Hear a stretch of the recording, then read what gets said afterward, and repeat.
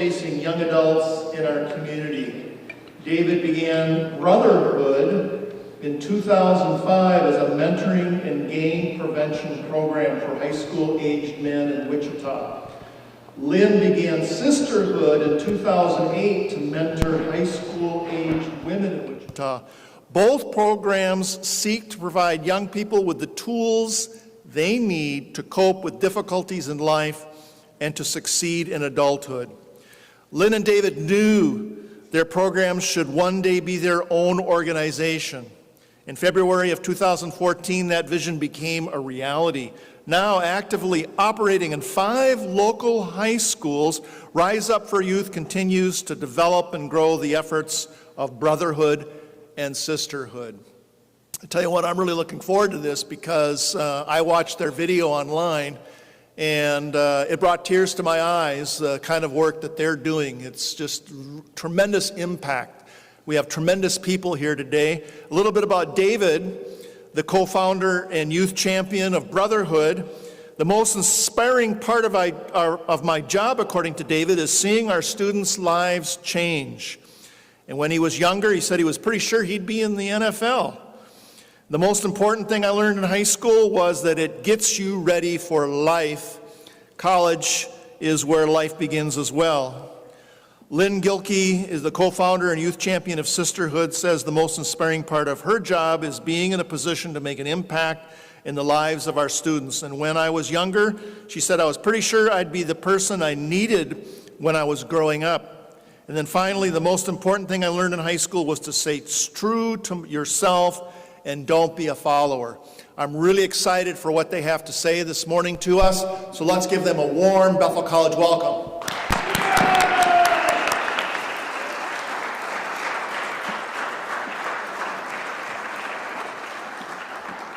Thank you so much. Good morning.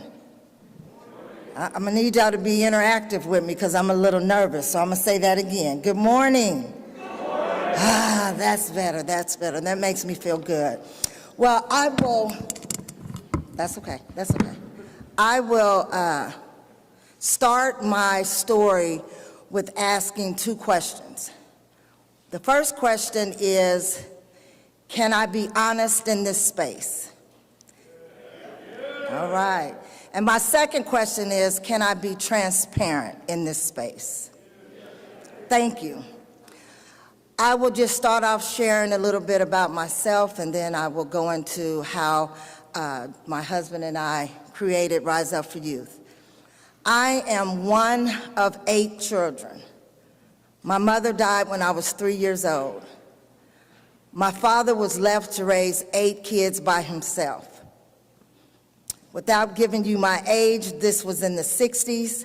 So a lot of programs and social services that they have in our communities today, for instance, United Way, that was not something that my father, he didn't use those kind of social services. So he was a single parent trying to raise 8 kids. And so to be honest with you, I did not really have any adult role models in my house or in my community. So very, very early, I started making a lot of wrong choices. And you guys said I could be honest and open in this space, so that's what I'll do.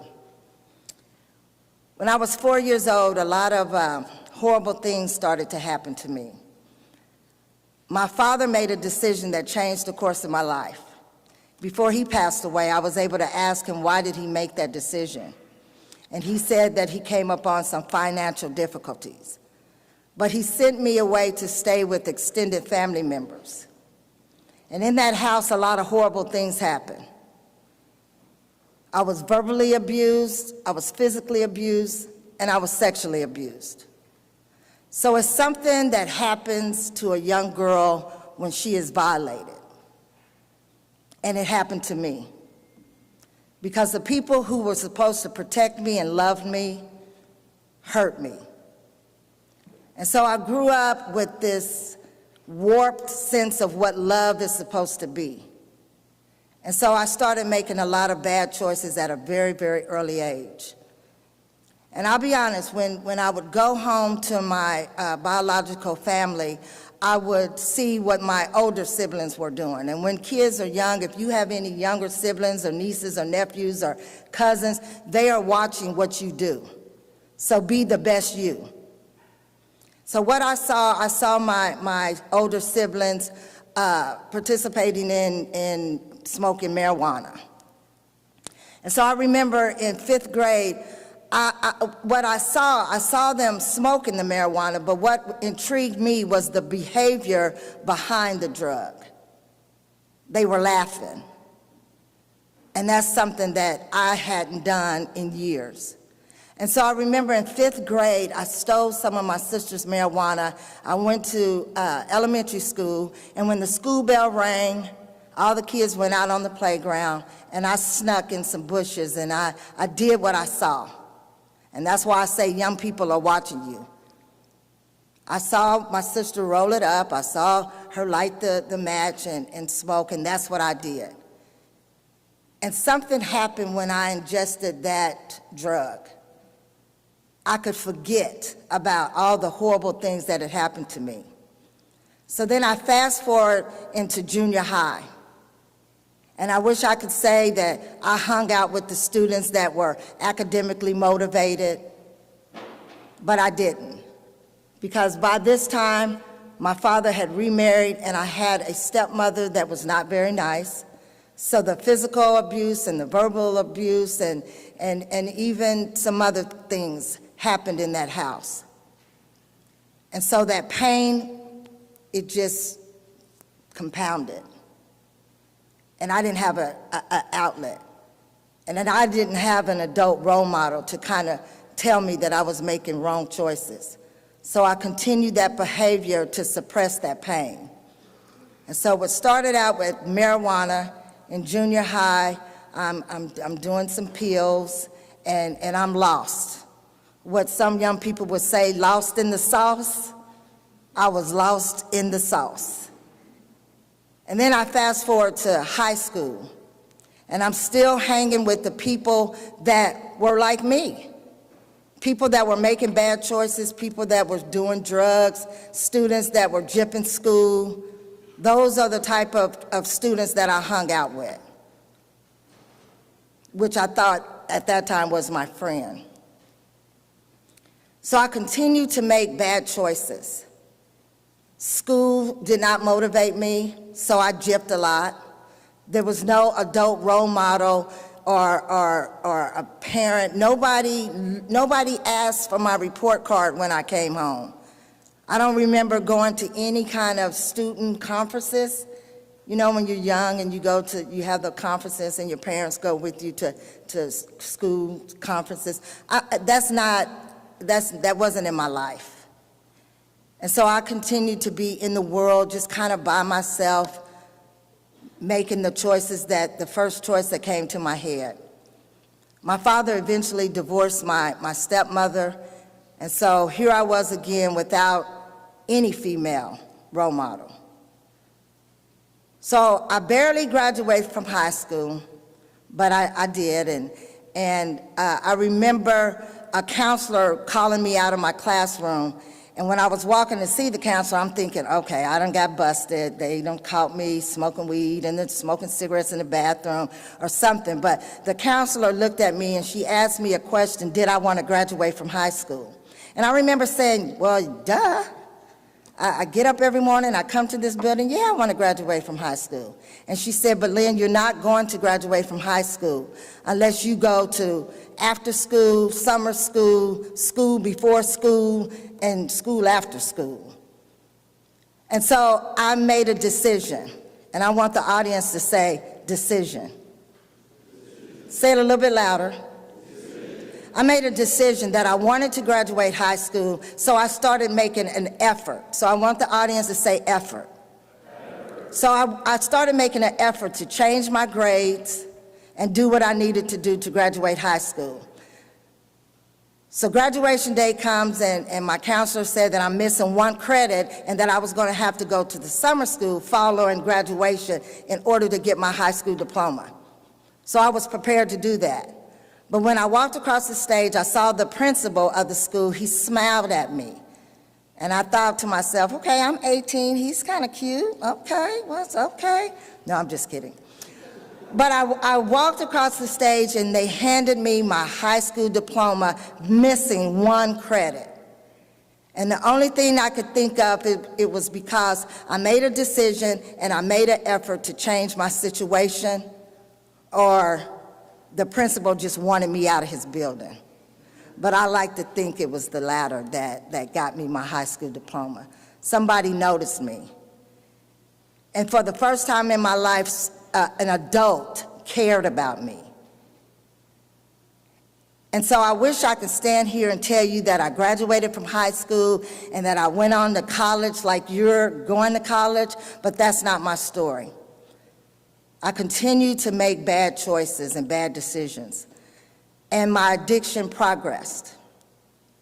So what was now marijuana, cigarettes, a few pills, alcohol, it progressed to cocaine.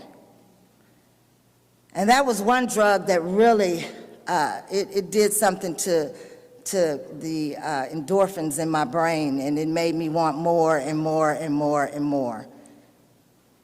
And then in the 80s, late 80s, early 90s, some of you probably, I don't know, some of you were even born then, but in the late 80s, early 90s, crack cocaine had taken over our United States. And I was introduced to crack cocaine. And that drug was totally different from any drug that I had ever took. I was totally addicted. I was in all the way. And I was doing a little bit of everything to feed that addiction. By then, I have 2 children, 2 sons.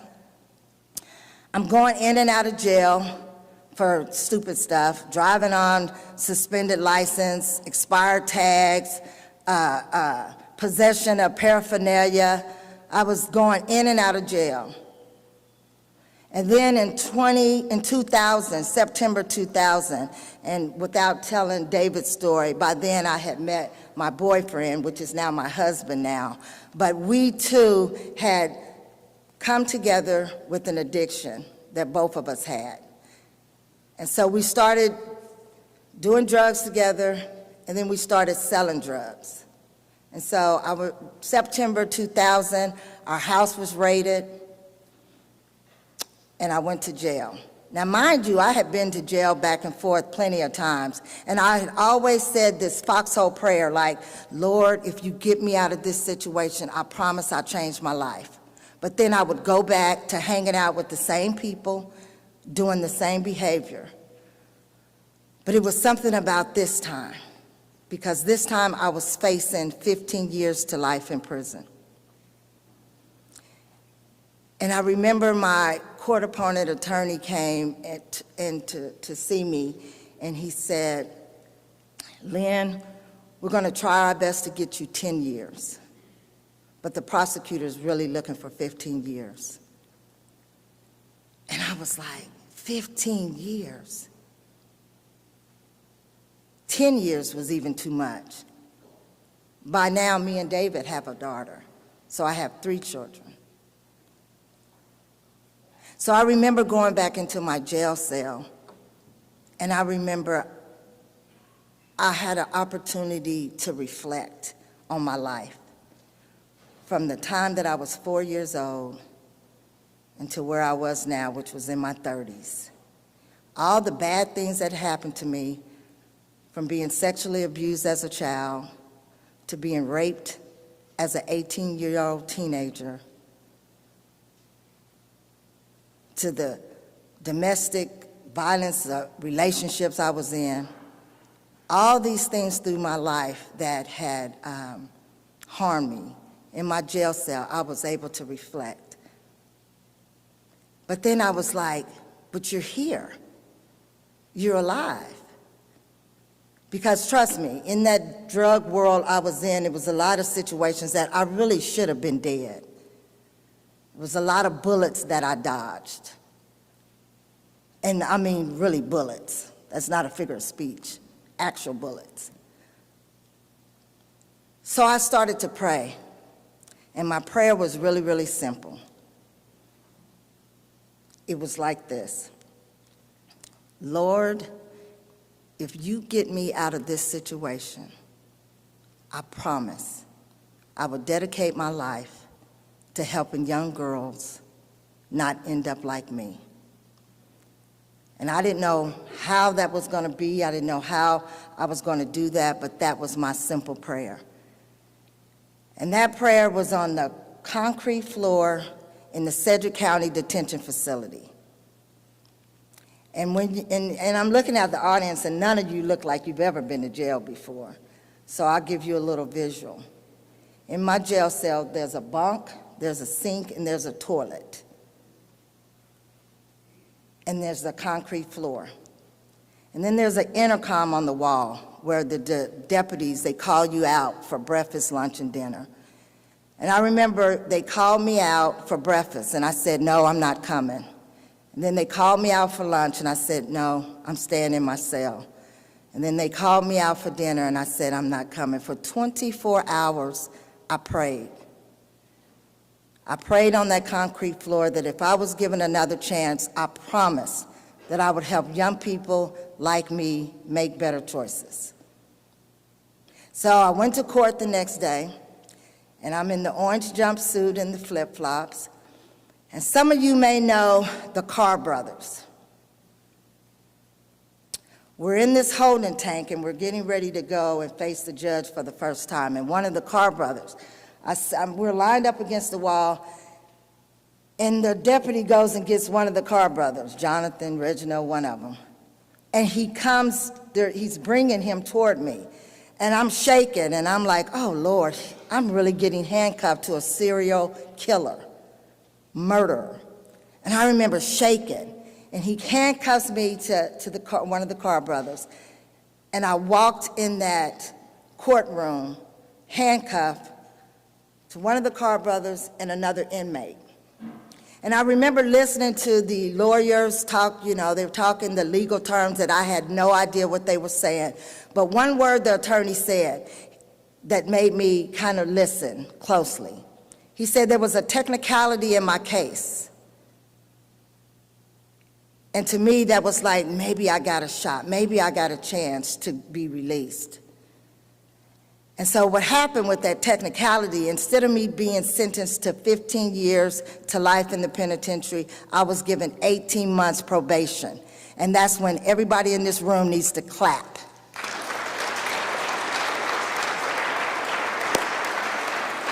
Amen. So to me, that may have been a technicality as far as the world is concerned, but to me, it was an answer to my prayer. I believe that then, and I believe that now. It was an answer to my prayer. And so I got out. By then, my family has my kids. I pick them up, and I go to a homeless shelter in Wichita. And me and my kids are in the shelter, and David will share his story, but his story is similar to mine, but he was released, and we decided to do things the right way. First, get clean and sober, then we joined a church, and then we started working on living life clean and sober. We didn't know how that was going to look, but we joined AA, CA. CA is for Cocaine Anonymous. We joined that program, and together we started building a life of being clean and sober.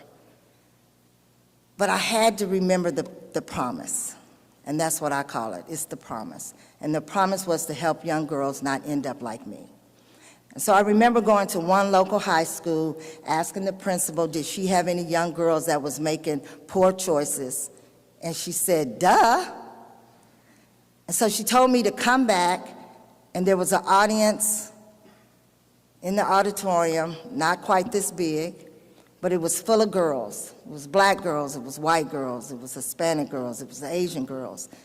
And I shared my story just like I'm sharing it with you. And either they connected through being violated as a young girl, or they connected with my story because maybe they had a parent that had an addiction, or maybe they connected with my story because one of the parents were incarcerated. But something connected them to my story. And then we started to build trust. And we started meeting every once a week. And we called our group Sisterhood of Queens. And they started to trust me, and I started to love on them. And I started to be the person that I needed when I was their age. And so I started to pour in them what was not poured into me. And I started to just tell them that you're beautiful. And no matter what your circumstances is, you can rise above it. And that's how the program started. That was in 2008, 2005 is when I really started touching young girls' lives. But it has changed not only me, but it's also changed countless young ladies that didn't see themselves with a future are now graduates from college. And it's all because somebody poured into them. And so I stand here today, you know, I was really a little nervous, but my nerves have calmed down because I know how important this work is and how important it is that people know that they can change the course of someone's life just by being kind, just by giving them encouragement, and just by telling them that they matter. We deal with a lot of students that are dealing with a lot of stuff, and now we have COVID. We've dealt with students that have committed suicide. They didn't see a way out. It was only by the grace of God that I didn't make that choice, that I sought out a way out. But now David and I, we have started this, that started out as 2 programs, that is now a nonprofit organization. And what started out in 1 high school, we are now blessed to be in 6 high schools, mentoring over 500 students. And what started out as just 2 people, we now have a staff of 10, and we are growing. So I don't want to take up David's time, and I know you guys go to lunch after this, but I want to say that I'm so thankful for the journey that God has me on, because I do believe, had I not experienced a lot of what I experienced, I wouldn't have the tools necessary to inspire somebody else, because I just want to be the person that I needed when I was young. But we meet with our students once a week, and my young ladies, when we meet, I tell them that they are queens, and I tell them that I love them. And so I really want to talk to all of my young ladies in the room. Can I ask you to stand? All the young ladies.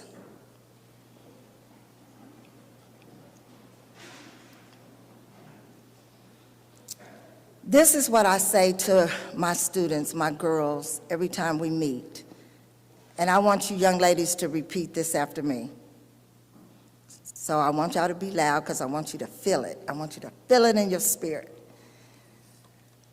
But it goes like this. I pledge to think before I do, to rise each time I fall, because I am strong and beautiful. Remember, I am worth it all. Treat others with respect. Never give up on my dreams. Ask for help and give it. For these are the characteristics of a queen. Woo, woo. You got to put that woo-woo in it. Thank you. And before I take my seat, I want to share one last thing. In 2017 and 2016, I was really on a roll. Our program was growing. We were getting recognized. We had gotten recognized at the White House. We went to the White House. I was recognized for an award called Champion of Change. And so I was on this tremendous high. I was just so glad that, you know, that past was behind me and we were thriving. And in 2017, something horrible happened. April the 2nd, 2017,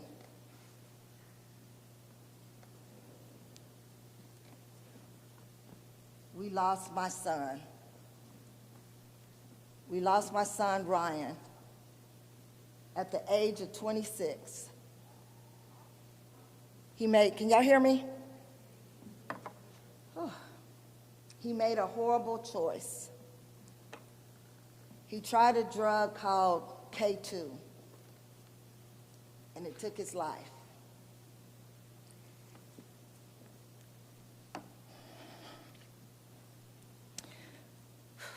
And to be honest with you, I really wanted to quit doing this work because I thought, how can I mentor young people and I couldn't save my son? But I heard Ryan's voice just as clear as you hear my voice. And he said, Mama, I need you to keep doing what you're doing so that young people don't end up like me. And so I will continue to do this work, and David will continue to do this work until God says no. And so I want to thank you from the bottom of my heart for letting me be transparent and honest. Thank you.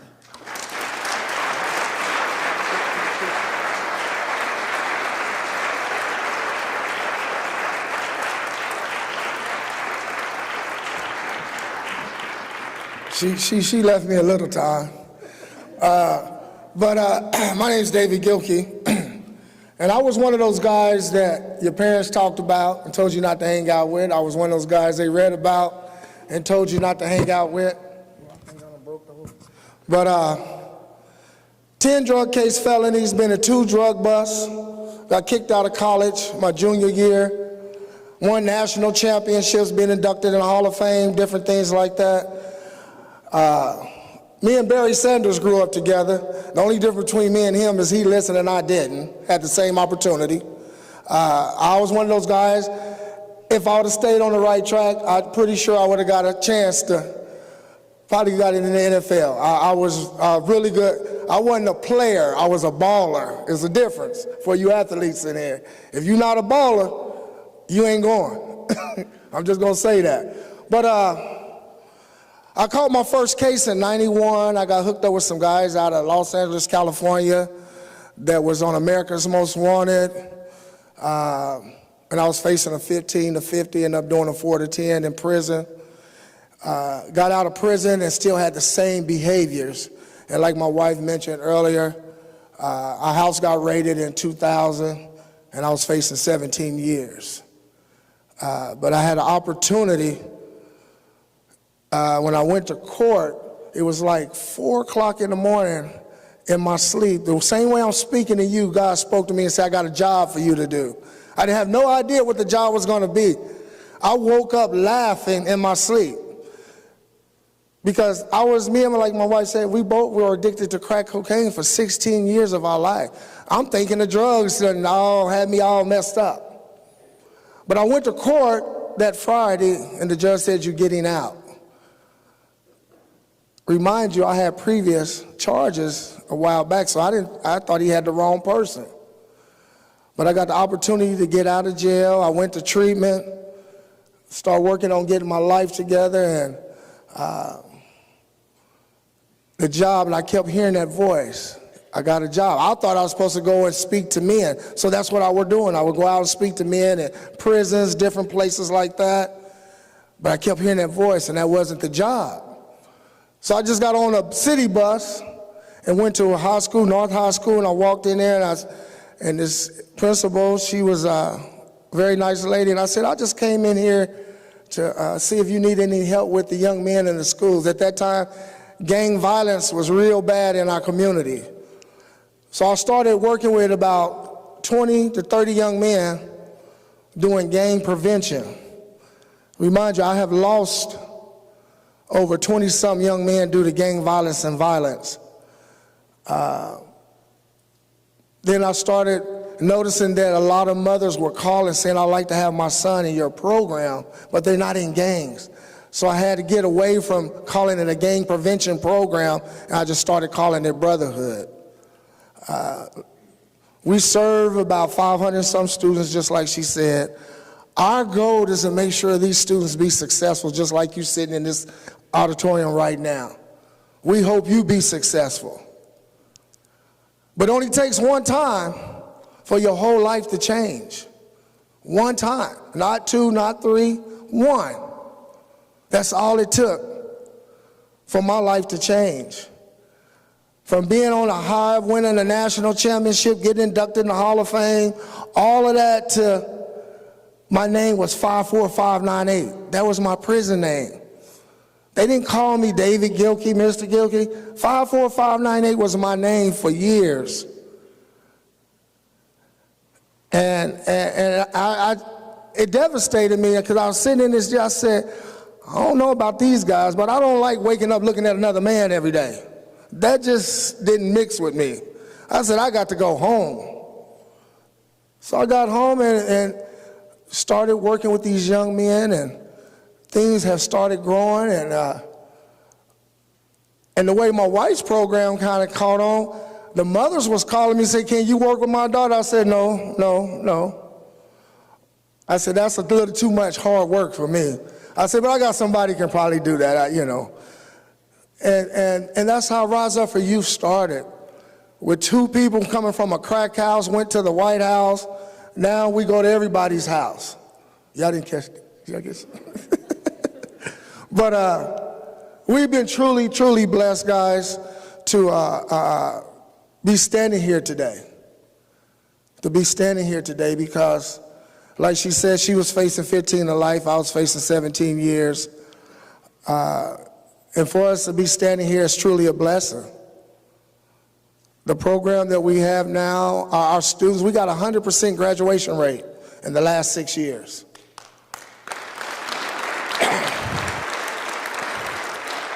And I must say, we don't have any teen parents, no pregnancies, no teen fathers, because what we do, we pour into these students and we take them on prison tours. We take them to colleges like this. We want to expose them to as much as possible as we can so they can't ever say, did no one ever tell me.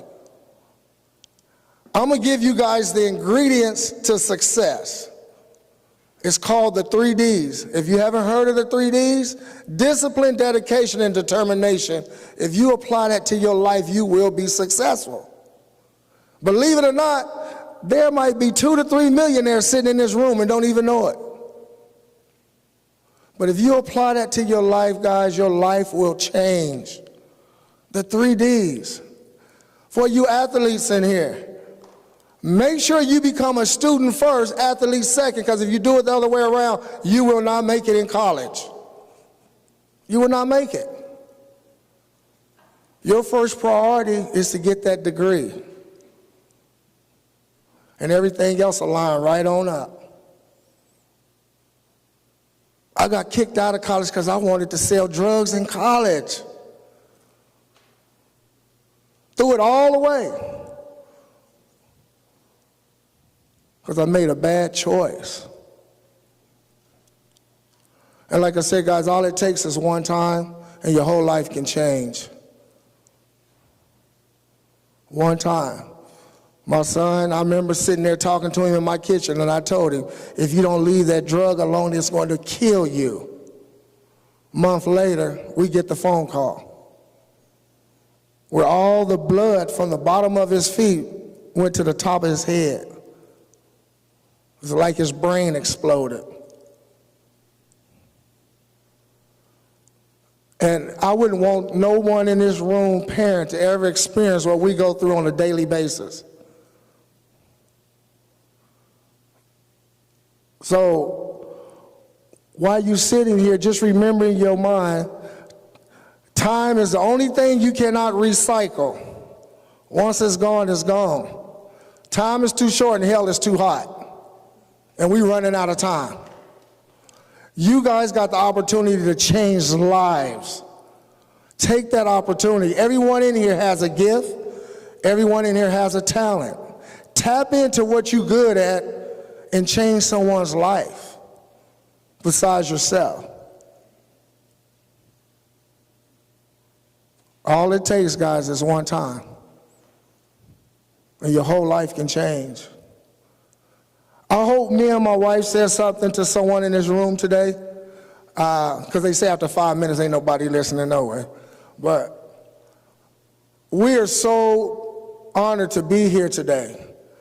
Right now, we would be at a school right now, mentoring some kids right now. They was calling on the way, why are you not coming? So we had to tell them what we had to do. And they understand that. They want us to come out and share about Rise Up for Youth and share our story. Our story was truly blessed. It was in the, I don't know how many of y'all know the Chicken Soup for the Soul book. It was in that, also in that book, and it's called The Promise, like she said. So regardless of whatever it is, and I always want to put this out here before I sit down, whatever it is you're going through, please tell someone, because you are sick is the secrets you keep. Regardless, and for all the males in here, the biggest thing that's killing us is our ego and our pride. The biggest lie ever told to us as a man, we ain't supposed to cry. That was a lie. If it hurt, it hurt. Don't let your ego and pride stop you from getting the help you need. Because we see it on a daily basis of young people not telling us something. I had a young man, we was going on a spring college tour, and his daddy shot and killed him just because he got kicked out of school, and left him in an alley on the side of the house, and he walks in the house and shuts the door, and his friend held on to him till he died. And he should have been with us on that college tour, but he never told us that he had domestic violence going on in the home. He would still be here today if he would have just spoke up.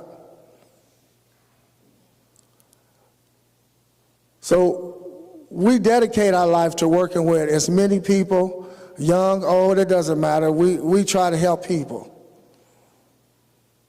because someone took the time to help us and get us back on the right track. So before I take my seat, if you have any questions, there's a mic right there. So I'm gonna turn it over to the dean of the school. I appreciate you guys allowing us to come. So thank you guys so much.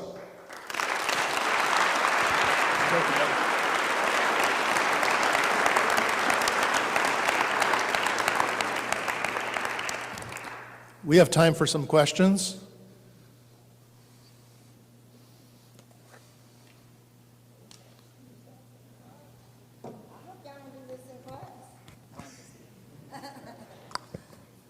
Does anybody have any questions for me? I did not have a question today. I just wanted to say thank you for coming and speaking. You guys had a very powerful story, so thank you. Amen. Thank you. Thank you so much. Thank you so much. Thank you. That was very kind.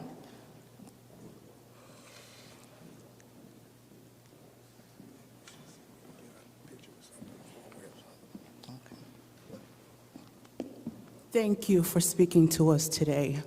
So in order to become who you are now, you two had to let go of who you've always been. So what are some practical steps that you made and took in order to do that? First of all, I guess I'll speak first. For me, I had to forgive myself. I had to forgive myself. I had to forgive myself for some of the choices that I made and accept. There's a lot of acceptance. And the biggest thing was I had to let go of the anger and the hurt and forgive the people who had hurt me, because I was stuck for a while in a cycle of anger, and at the end of the day, nobody was hurting but me. The people who had hurt me, they were going on with their lives, and I was stuck. So, to answer your question, I had to forgive myself, and I had to forgive the people who had hurt me, and start accepting what it was. Thank you. Well, for me, it's one day at a time. And I don't put nothing on my plate I can't digest. And sometimes, you got to let go of some of them old playmates and old playgrounds. Sometimes you got to let go of some family members that are not healthy for you. And we had to do all those things in order to get where we at today. Sacrifice is the key. You're going to have to make some sacrifices. What's good for you and what's not good for you. And once we started doing that, we started getting on the right track, and that's how our life started to change. But it starts with self first. You got to be honest with yourself.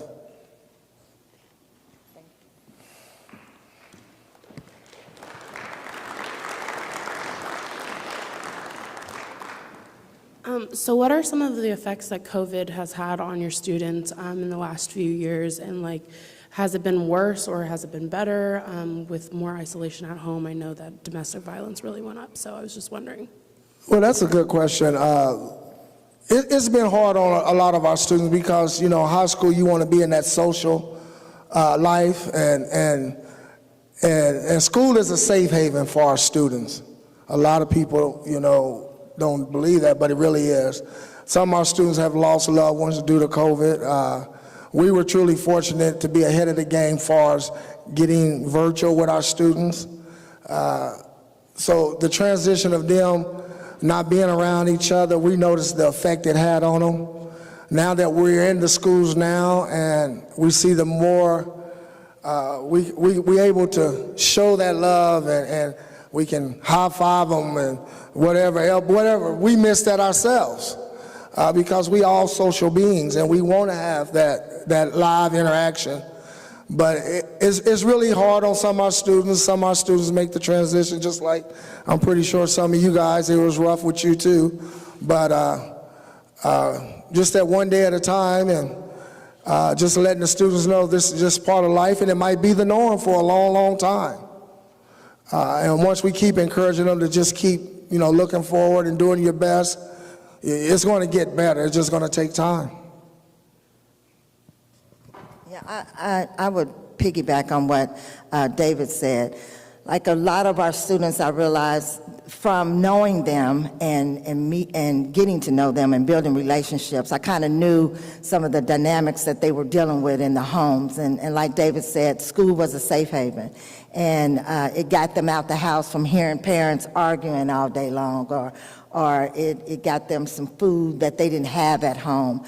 And so, we try to encourage our students, like David said, to just, keep it 100, keep it real. You can't tell us anything that we're going to be ashamed about or judge you about, because we've been there, done that, could write a book about it. And so it has been a struggle with our kids. We're noticing on when we do virtual Zooms that we see a lot of ceiling fans and a lot of tops of ponytails, because students don't want you to see how they live. And so David came up with a creative way of making a background for our Zoom meetings and a contest on who has the best background. So we just kind of, cope and try to, meet them where they're at. So thank you.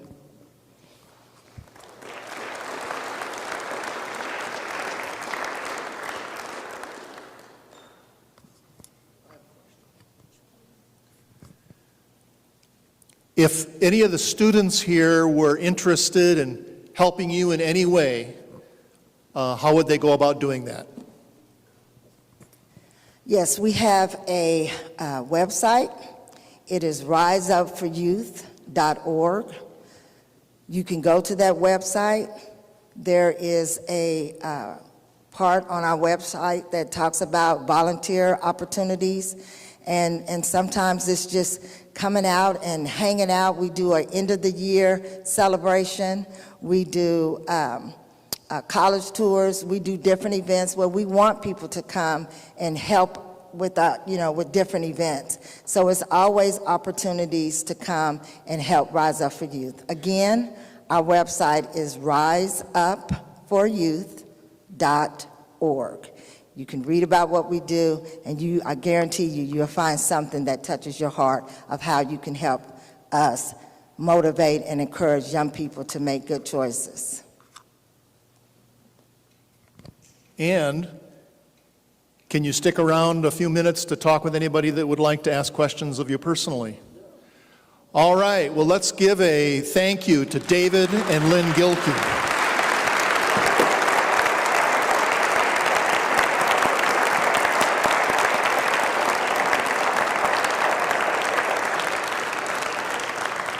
And if you do have questions, come on up. Otherwise, you're dismissed.